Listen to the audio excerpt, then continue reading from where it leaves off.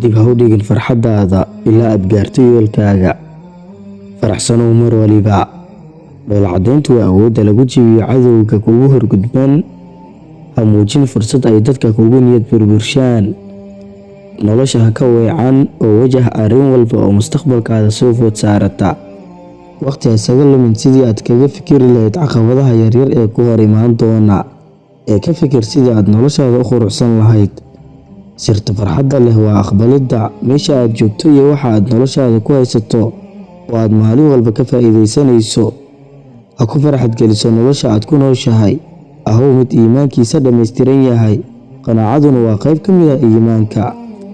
Ogow saaxiib, farxaddeenu waxay ku jirtaa socdaalkii aan soo marnay, geedi socodyadii aan u soo adkaysanay, caqabadihii aan ka soo gudubnay, koritaankii aan la kulannay, iyo casharadii aan baranay.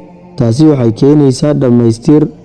Ugu dambayn walaal, haddii aadan ku faraxsanayn meesha aad joogto iyo waxa aad haysato, farxaddaada ma sii jiri doonto marka aad gaarto halka aad u socoto oo aakhirkaaga ah. Heshana waxa aad rabto.